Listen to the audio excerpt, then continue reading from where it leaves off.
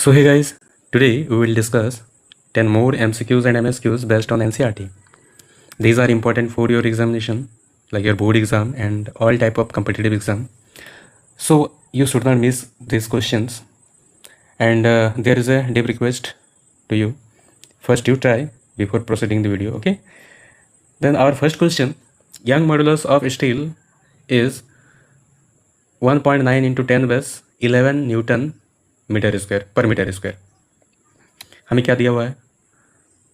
हमें दिया हुआ है यंग मॉडुलस किसका? स्टील का. कितना? 1.9 इंटू 10 बस 11 newton per metre square. When expressed in CGS unit of dyne per centimetre square it will be equal to, इनमें से किसके बराबर होगा?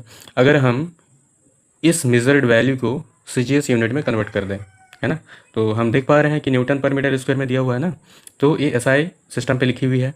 अब इसको हमें सीजीएस सिस्टम पे चेंज करना है, सीजीएस यूनिट पे चेंज करना है, डाइन पर सेंटीमीटर स्क्वायर पे चेंज करना है. ठीक है, तो क्वेश्चन नंबर 11 है. हम 10 एमसीक्यू कर चुके थे इससे पहले. तो किसके बराबर होगा? एक बात ये भी है कि यंग मॉडुलस होता क्या है. ठीक है, हालांकि इसको यहाँ पर जरूरत है नहीं, लेकिन फिर भी मैं इसको बताते हुए चलूँगा. देखिए, यंग मॉडुलस जो होता है वो स्ट्रेस अपॉन स्ट्रेन होता है, longitudinal stress by longitudinal strain. ये आप आने वाले जो आपके टॉपिक्स हैं उनमें आप पढ़ेंगे young modulus. Let's see question number 11. We have given young modulus which is 1.9 into 10 base 11 Newton per meter square, and this is in SI system. We will have to convert it in CGS. Okay, 1.9 into 10 base 11 Newton. एक Newton बराबर कितना होता है ना? 10 base 5 dine होता है, और 1 metre equal to होता है 100 सेंटीमीटर, है ना. सीजीएस में फोर्स, ये जो न्यूटन है, न्यूटन हो जाएगा डाइन, और जो मीटर है वो हो जाना है सेंटीमीटर. तो 1 मीटर बराबर 100 सेंटीमीटर होता है, और 2 मीटर है, माने मीटर इंटू मीटर है, तो 100 इंटू 100 यानी 10,000. 10,000 मीन्स 10⁻⁴ सेंटीमीटर स्क्वायर. इसमें 10,000 है, इसमें 1 लाख है. अगर ये कटेगा तो 10 बचेगा. तो 1.9 इंटू 10 बस, यहाँ 10 कितने बार है? 11 बार है, और यहाँ 1 तो होगा 12 dine per centimetre square. Very clear. और यंग मॉडुलस होता क्या है? यंग मॉडुलस होता है longitudinal stress upon longitudinal strain. Okay, and you know very well strain is unitless and stress has unit Newton per meter square. So here Newton per meter square. Okay, then our option C is correct. Here option C is correct. Okay, now the question number 12. If momentum, area and time are taken to be fundamental quantities, then energy has dimensional formula. देखिए, यहाँ question में क्या लिखी हुई है कि momentum, area और time अगर हम मान के चलते हैं कि ये फंडामेंटल क्वांटिटीज़ हैं, हालांकि मोमेंटम एरिया होता नहीं है फंडामेंटल और डिराइव्ड है, लेकिन मान के चलते हैं, तो बोलते हैं यहाँ पर बोला गया कि एनर्जी का डायमेंशनल फार्मूला क्या होगा? इनमें से कौन सा ऑप्शन होगा जो एनर्जी का डायमेंशनल फार्मूला होगा? अब जानते हैं एनर्जी का जो डायमेंशनल फार्मूला होता है वर्क के इक्विवेलेंट होता है, वर्क के बराबर होता है. वर्क का डायमेंशनल फार्मूला क्या होता है? m1 L2 T-2. तो वो तो मास लाइन टाइम में है, लेकिन यहाँ पर मोमेंटम एरिया टाइम में क्या होगा? चलिए देखते हैं. Question number 12. देखिए, बहुत सिंपल है, ये बिल्कुल भी टफ नहीं है, बहुत सिंपल है. तो हम जानते हैं क्या? पहले तो हम क्या जानते हैं? हम जानते हैं ये होता है एनर्जी का डायमेंशनल फार्मूला. ठीक है, और हमें इसको लिखना है pressure, I am very sorry, momentum, area और टाइम के डायमेंशन पे. क्या हो जाएगा? अगर यहाँ एनर्जी होगा तो यहाँ भी तो एनर्जी होगा, है कि नहीं? तो दोनों का डायमेंशनल फार्मूला सेम होना चाहिए कि नहीं? सिंपल समझिए ना, kinetic energy, potential energy, heat energy, और जितने भी तरह की एनर्जी हैं, लाइट एनर्जी वगैरह वगैरह, जितने भी तरह की एनर्जी हैं, सारे के डायमेंशनल फार्मूला सेम होंगे, है ना. तो यहाँ एनर्जी का डायमेंशन जो है, यहाँ भी एनर्जी का डायमेंशनल फार्मूला वही होना है, यानी दोनों बराबर होना है. ठीक है, तो यहाँ मोमेंटम, इसका तो हम जानते नहीं डायमेंशन क्या है, तो हम A B C लेके चलते हैं. ठीक है, अब मोमेंटम का डायमेंशन क्या होता है? तो मोमेंटम इक्वल टू होता है mass into velocity, mass into velocity. तो मास इंटू वेलोसिटी तो हो गया m1 L1 T-1, ये होता है. वेलोसिटी का होता है L1 T-1, तो हो गया m1 L1T-1, ठीक है। अब एरिया का डायमेंशन क्या होगा, L2, और टाइम का डायमेंशन हो जाएगा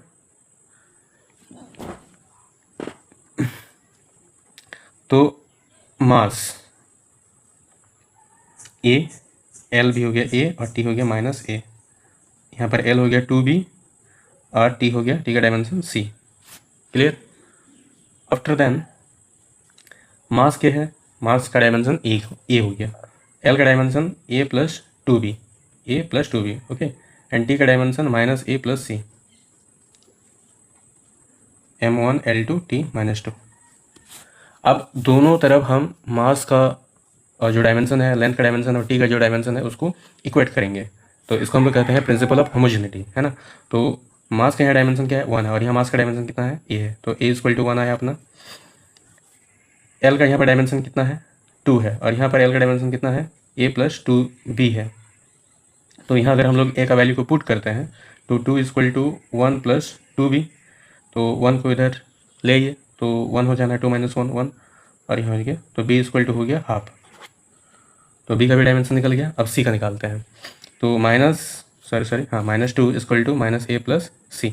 T का जो डायमेंशन है उसको इक्वेट करिए, -2 = A is 1 and C, A को इधर ले, 1 को इधर ले आइए, तो -2 और +1, तो -1 = C, तो C = -1, okay.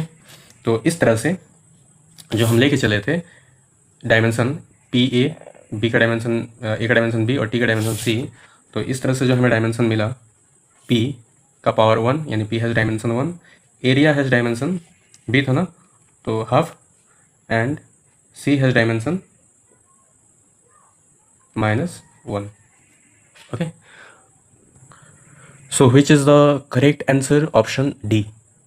Option D is correct, okay. Now question number 13. On the basis of dimensions, decide which of the following relations for the displacement of particle undergoing simple harmonic motion is not correct. On the basis of dimension, हमें आधार किसको लेना है, dimension को, है ना।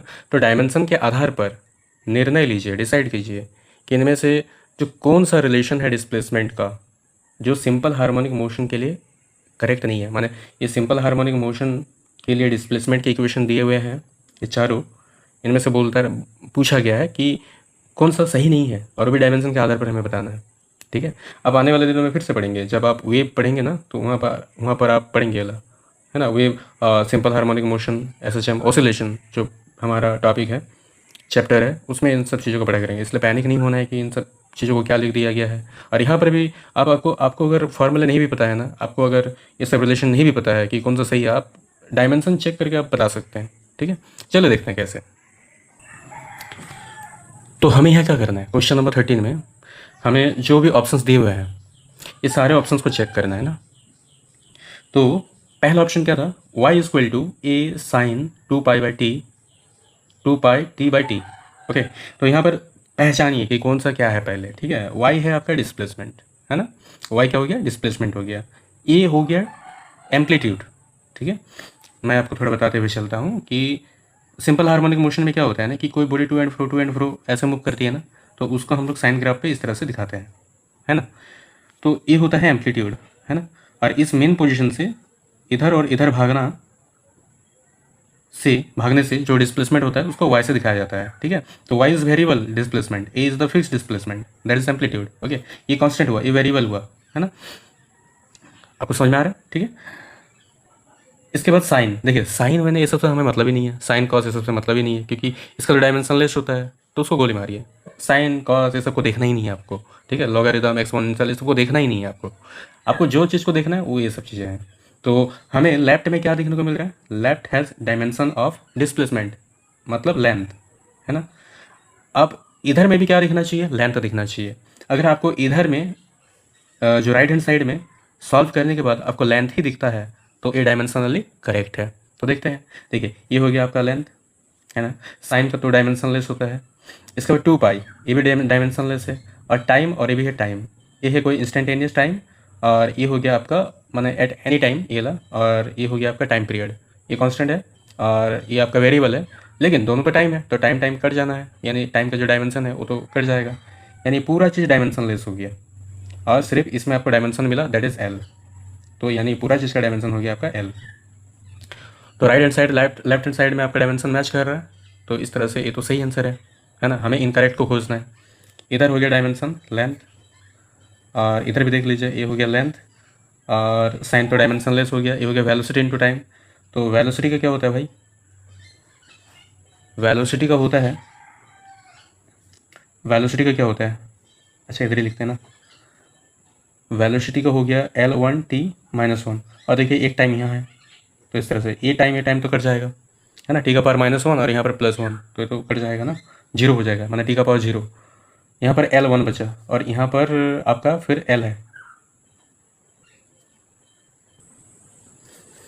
और इसके साथ इस ए के साथ ये पूरा चीज़ किसमें इनटू में है, और ये पूरा चीज़ का डायमेंशन हमें क्या मिला L1 और इसका डायमेंशन क्या था L1, तो L1 और यहाँ मिला हमें L1। तो ये क्या हो गया, ये हो गया आपका L⁻², यानी L has dimension 2 and here L has dimension 1। तो अगेन डायमेंशन तो मैच नहीं कर रहा है ना, तो ये इनकरेक्ट है, तो this is incorrect. Okay, this relation is not valid. समझ में आ रहा है आपको, क्योंकि आपने डायमेंशनली चेक किया, लेफ्ट हैंड साइड और राइट हैंड साइड का डायमेंशन जो है मैच नहीं कर रहा है, इक्वल नहीं है। ठीक है, इसके बाद ऑप्शन सी, यहाँ डायमेंशन आपको मिल रहा है L और यहाँ आपको डायमेंशन क्या मिल रहा है देख लीजिए, ये हो गया डिस्प्लेसमेंट और ये हो गया टाइम। तो यहाँ आपको मिल रहा है L1 और t-1, ऊपर जाएगा ना, और यहाँ ये तो डायमेंशन लेस हो गया, और यहाँ आपको क्या मिल रहा है, यहाँ आपको मिल रहा है टाइम का पावर 1 और लेंथ का पावर -1। लेंथ अगर ऊपर जाएगा तो लेंथ का पावर -1। अब इन दोनों को आप मल्टीप्लाई करिए, तो L का पावर 1 यहाँ पर -1, तो 1 - 1 और यहाँ t का पावर -1 और यहाँ पर t का पावर 1, -1 + 1, तो L 0 और t 0। तो डायमेंशन लेस हो जा रहा है, तो हमारा right hand side dimensionless मिल रहा है और लेफ्ट हैंड साइड में डायमेंशन L है, तो again this is also incorrect. Now look at here, this has dimension L1 and here L1 and here देखिए टाइम तो कट जाना है, टाइम कट जाना है, कॉस साइन ये सब डायमेंशन लेस है, यहाँ √2 डायमेंशन लेस है, तो ये सारे चीज़ डायमेंशन लेस हो गए। तो यहाँ पर सिर्फ लेंथ मिल रहा है, तो ये तो करेक्ट इक्वेशन है अपना। तो A और B में जो रिलेशन लिखी हुई है, ये दोनों ही रिलेशन सही है, वैलिड रिलेशन है। तो जो रॉन्ग रिलेशन है वो कौन सा है, ऑप्शन नंबर बी में और ऑप्शन नंबर सी में जो रिलेशन लिखा हुआ है ये गलत है, इनवैलिड है। और हमें पूछा है कि कौन सा इनकरेक्ट है, तो अपना आंसर क्या होगा, B and C. So option B and C is the answer, क्योंकि यहाँ आपको नॉट करेक्ट इक्वेशन को खोजना था। Question number 14, if P, Q, R are physical quantities having the different dimensions. देखिए P, Q, R ये सब डिफरेंट डायमेंशंस वाले फिजिकल क्वांटिटी हैं। Which of the following combinations can never be a meaningful quantity. इनमें से कौन सा combination meaningful quantity नहीं है। तो आप ना कुछ ऐसे लेके चलिए, P, Q, R को कुछ लेके चलिए, इसको आप मास ले लीजिए, इसको आप लेंथ ले लीजिए, इसको आप टाइम ले लीजिए, है ना। तो मास, लेंथ, टाइम इस तरह से लेके चलिए, तो आपको बहुत ईजी होगा समझने में। तो ऑप्शन ए देखिए ये सही है क्या, ये मास था, ये लेंथ था, ये टाइम था। आप मास को लेंथ के साथ माइनस कर रहे हैं और फिर टाइम के साथ डिवाइड कर रहे हैं। तो सबसे पहली बात, सेम फिजिकल क्वांटिटी के बीच में ही एडिशन या सब्ट्रैक्शन होता है। तो यहाँ एडिशन और सब्ट्रैक्शन जो हो रहा है अलग अलग क्वांटिटी के बीच में हो रहा है, तो ऑप्शन ए इज़ इनवैलिड, माने sorry this relation is invalid. Okay, तो हमें क्या पूछा है, can never be the meaningful quantity, तो ये मीनिंगफुल क्वांटिटी नहीं है, तो ऑप्शन ए अपना मीनिंगफुल क्वांटिटी नहीं है। आगे देखते हैं, P × Q - R, ठीक है। हालांकि मैंने मास, लेंथ, टाइम लिया था, आप और भी कुछ ले सकते हैं, है ना। ये तो वेरिएबल चीज़ें हैं ना, वेरिएबल क्वांटिटी दी हुई है। तो यहाँ देखिए दो फिजिकल क्वांटिटी जो मल्टीप्लाई कर रहे हैं और माइनस हो रहा है किसी और क्वांटिटी के साथ, ठीक है। क्या ये पॉसिबल है, तो इसमें आप लेके चलिए कुछ, इसमें आप मास ले लीजिए और इसमें आप वेलोसिटी ले लीजिए, मास इंटू वेलोसिटी, ठीक है। तो P में आपने मास ले लिया और Q में आपने वेलोसिटी ले लिया, तो मास इंटू वेलोसिटी क्या देता है, मोमेंटम देता है ना। और माइनस, सोचिए कि R मोमेंटम है अपना, तो मोमेंटम को मोमेंटम से माइनस किया जा सकता है ना। तो इस तरह से ये जो रिलेशन है ये सही हो सकता है ना।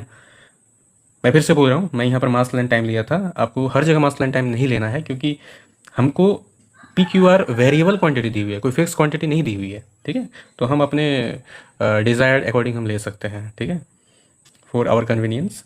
तो पी को ले लेते मास, क्यू को ले लेते वेलोसिटी, तो मास इंटू वेलोसिटी मोमेंटम, और मोमेंटम और आर यदि है मोमेंटम, तो मोमेंटम से मोमेंटम को माइनस किया जा सकता है। तो ये तो वैलिड रिलेशन है, मीनिंगफुल क्वांटिटी है। इसका ऑप्शन सी देखिए, P into Q divided by R. Again आप यहाँ पर कुछ लेके चलिए, जैसे मान लीजिए पी को आपने लिया मास, और इसको ले लिया, क्यू को ले लिया आपने एक्सलरेशन, ठीक है। तो मास इंटू एक्सलरेशन क्या होता है, फोर्स होता है, and force divided by R. R आपने सपोज कि फोर्स से ले लिया, ठीक है, आर आपने फोर्स से ले लिया, तो force divided by force. Force को फोर्स के साथ हम लोग डिवाइड कर सकते हैं, ठीक है। तो ऑप्शन से is sorry, this relation has also meaningful thing. तो ये भी तो मीनिंगफुल है ना, मीनिंगफुल क्वांटिटी हुआ ना, ठीक है। इसके बाद ऑप्शन डी को देखिए, P into R minus Q का square divided by R. Okay, तो पी आर क्यू और आर इस समय कुछ ले लीजिए। पी को ले लीजिए आप ऐसे ले लीजिए, पी को ले लीजिए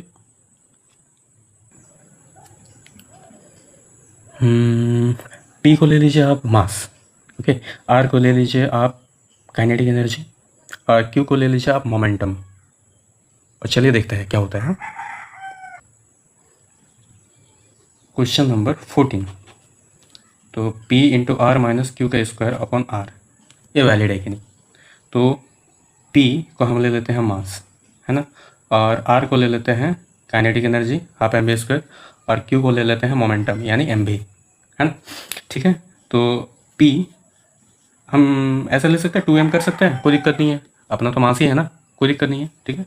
अब P की जगह हम बैठाएंगे 2m, R की जगह बैठाएंगे हाफ एम वी स्क्वायर, ठीक है, ये हो गया अपना, और माइनस क्यू का स्क्वायर यानी M square V square upon R, R की जगह half M V square.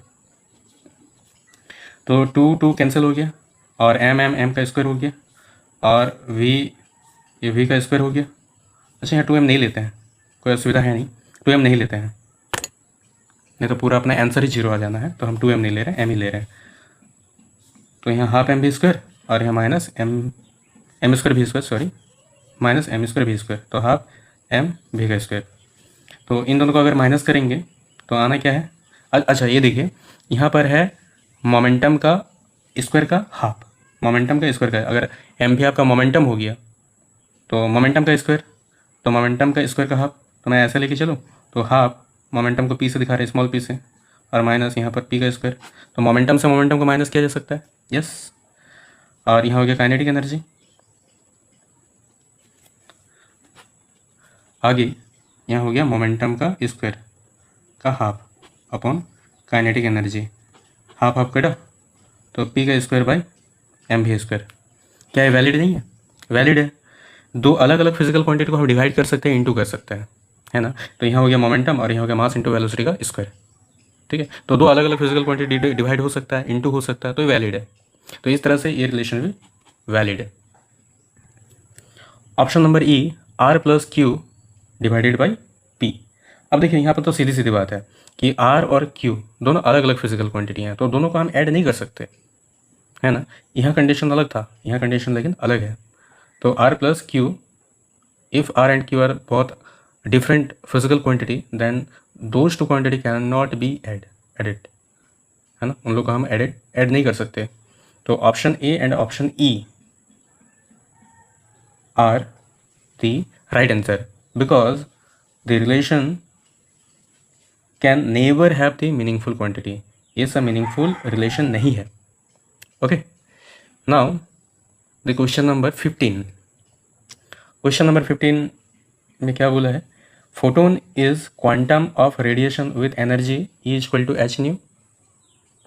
Photon क्या है ना, फोटोन को हम लोग बोलते हैं पैकेट ऑफ एनर्जी, है ना, उसे हम लोग बोलते हैं quantum of energy, quantum of radiation with energy, जो भी है, E equal to H nu. तो हर एक फोटोन में एनर्जी कितना होता है, एच न्यू होता है, जहाँ पर न्यू है फ्रीक्वेंसी, एच हो गया Planck's constant, the dimension of H and H are the same as that of. तो यानी प्लैंक्स कांस्टेंट का जो डायमेंशन है, इनमें से कौन से फिजिकल क्वांटिटी के इक्वल है, ठीक है। ये linear impulse, angular impulse, linear momentum, angular momentum, देखते हैं one by one. First you try question number 15। We have dimension of moment Planck's constant E upon nu होता है फार्मूला, क्योंकि ई इक्वल टू होता है एच न्यू। ई का dimension होता है m1L2T-2 और न्यू का होता है T-1 because new is 1/T, 1 time period. तो इस तरह से हो गया m1L2T-1। So this is the dimension of the Planck's constant. Option A has given linear impulse. Then impulse is what? Impulse means force into time. Then force has dimension m1L1T-2 and time has 1. So dimension is finally m1L1T-1. So option A is incorrect. This is incorrect. Angular impulse. Angular impulse, what is angular impulse? देखिए angular का जब बात हो ना तो force की जगह आ जाना है टॉर्क, टाइम की जगह टाइम ही रहेगा। तो टॉर्क जो होता है वो होता है either force into perpendicular distance, either force into perpendicular distance, यानी फोर्स इनटू डिस्प्लेसमेंट। तो एक तरह से ये वर्क का ही डायमेंशन फार्मूला आ जाएगा, है ना, m1L2T-2 और इसके लिए टाइम रहेगा। तो इस तरह से हो गया m1L2T-1। सही है, प्लैंक्स के डायमेंशन फार्मूला, प्लैंक्स कांस्टेंट के डायमेंशन फार्मूले के साथ मैच करता है। और भी देखते हैं option C, this is linear momentum. Linear momentum means P equal to mv और ये हो गया m1L1T-1। This is not correct option D angular momentum L equal to mvr। तो मास वेलोसिटी के लिए लेंथ 1 और T-1 और ये रेडियस इसके लिए लेंथ 1, कि फाइनली क्या हो गया m1L2T-1। So this is also correct. So option B and D, option B and D are the right answer. Now the question number 16। Question number 16 में क्या पूछा है कि अगर Planck's constant and speed of light in vacuum are taken as two fundamental quantities. अगर हम Planck's constant को यानी एच और सी को, ये हो गया speed of light in vacuum, माने एक स्पीड ही सोचिए, स्पीड है और ये क्या है प्लैंक्स कांस्टेंट है। अगर हम इन दोनों को दो फंडामेंटल क्वांटिटी लेके चलते हैं, which one of the following can in addition to be taken to express length, mass and time in terms of the three chosen fundamental quantities। तो इसमें बोला है कि अगर हम प्लैंक्स कांस्टेंट और स्पीड ऑफ लाइट को फंडामेंटल क्वांटिटी लेके चलते हैं तो इन एडिशन और अगर हम ऐड करना चाहेंगे फंडामेंटल क्वांटिटी में जिसमें मास, लेंथ, टाइम ये तीनों हो, तो इनमें से कौन सा फंडामेंटल क्वांटिटी को हम ले सकते हैं। यानी हमें 3 फंडामेंटल क्वांटिटी को लेके चलना है और 3 फंडामेंटल क्वांटिटी में 2 तो पहले ही ले चुके हैं, प्लैंक्स कांस्टेंट और स्पीड ऑफ लाइट। तीसरा हम किसको ले सकते हैं, mass of electron, charge of electron, universal gravitational constant या फिर मास ऑफ प्रोटॉन। इन चारों में से कौन सा और एक तो ले सकते हैं फंडामेंटल क्वांटिटी के रूप में, और उसमें मास, लेंथ, टाइम ये तीनों ही रहना चाहिए। तो देखिए मास ऑफ इलेक्ट्रॉन में तो सिर्फ मास ही है, चार्ज ऑफ इलेक्ट्रॉन में क्या है Q into T, sorry current equal to charge by time. हाँ, तो चार्ज बराबर करेंट इंटू टाइम, तो करेंट है और टाइम है, दोनों ही फंडामेंटल है, लेकिन मास लेंथ तो है नहीं, ठीक है। यूनिवर्सल ग्रेविटेशन कांस्टेंट में इसमें तीनों आ जाएगा, मास, लेंथ, टाइम तीनों आ जाएगा, और मास ऑफ प्रोटॉन में सिर्फ मास ही आएगा। आपको लिख के समझाते हैं। क्वेश्चन नंबर 16 देखिए हमें क्या दिया हुआ है, हमें दिया हुआ है कि प्लैंक्स कांस्टेंट और स्पीड ऑफ लाइट, भाई ये 2 फंडामेंटल हो गया है ना। हमें और एक फंडामेंटल लेना है, ऑप्शन ए में दिया हुआ है मास ऑफ इलेक्ट्रॉन, तो इसमें दूसरे मास ही आ रहा है ना। ऑप्शन बी में दिया हुआ है universal gravitation constant, option C में दिया हुआ है चार्ज ऑफ इलेक्ट्रॉन, तो चार्ज में क्यू आता है, तो क्यू को हम लोग ले सकते हैं क्या फंडामेंटल के रूप में। लेकिन क्यू में हमको ये भी देखना है कि मास, लेंथ, टाइम आ रहा है कि नहीं, क्वेश्चन में यही तो बोला है मास, लेंथ, टाइम भी आना चाहिए।